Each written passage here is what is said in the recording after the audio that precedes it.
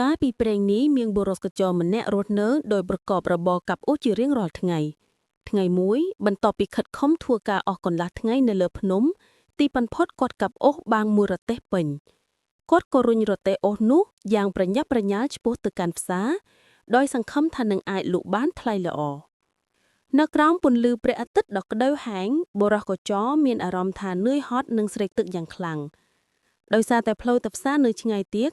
គាត់ក៏សម្រេចចិត្តឈប់សម្រាកនៅទៀមទឹកមួយកន្លែងគាត់ចតរទេះអូសនៅខាងមុខទៀមរួចចូលទៅខាងក្នុងដើម្បីផឹកទឹកតែបន្តិចសឹមបន្តដំណើរទៅមុខទៀតពេលគាត់កំពុងអង្គុយផឹកទឹកតែស្រាប់តែមានបុរសម្នាក់រត់ចូលមកក្នុងទៀមទាំងស្លន់ស្លោ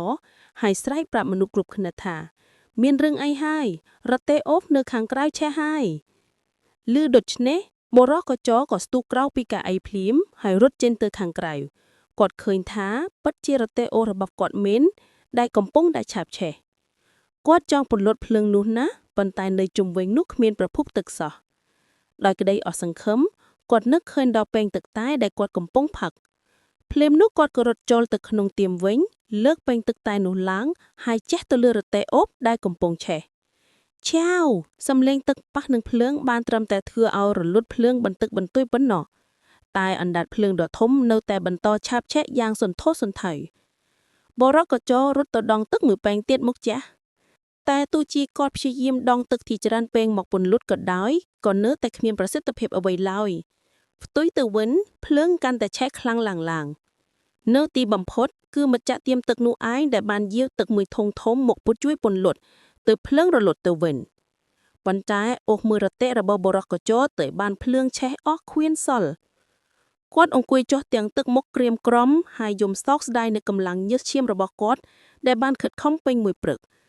ម្ចាស់ទៀមទឹកបានដកដង្ហើមធំហើយនិយាយទៅកាន់បរកកញ្ចរថា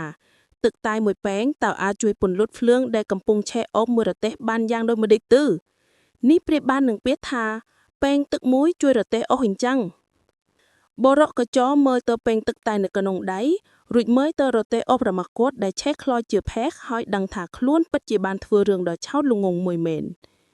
ចុងក្រោយគាត់ក៏បានត្រឹមតែរុញរទេះទទេត្រឡប់ទៅផ្ទះវិញទាំងក្តីអស់សង្ឃឹមអត្ថន័យនៃរឿងនេះសុភាសិតពែងទឹកមួយជួយរទេះអូសសំដៅលើការប្រើប្រាស់កម្លាំងឬធនធានតិចតួចបំផុតដើម្បីដោះស្រាយបញ្ហាដ៏ធំមួយដែលជាលទ្ធផលមិនអាចជួយអ្វីបានឡើយរឿងនេះបង្រៀនយើងថានៅក្នុងជីវិតយើងត្រូវតែគិតគូរឲ្យបានគ្រប់ជ្រុងជ្រោយនិងមានការត្រៀមលក្ខណៈទុកជាមុនពេលជួបបញ្ហាយើងត្រូវតែប្រើប្រាស់វិធីសាស្ត្រដែលសមស្របនិងមានប្រសិទ្ធភាពទើបអាចដោះស្រាយបញ្ហាបានដូច្នេះហើយយើងត្រូវតែយកចិត្តទុកដាក់រៀនសូត្រក្រេបយកចំណេះដឹងនិងជំនាញផ្សេងៗដើម្បីកុំឲ្យជួបរឿងគួរឲ្យសោកស្ដាយដោយបុរសកញ្ចក់ក្នុងរឿងនេះ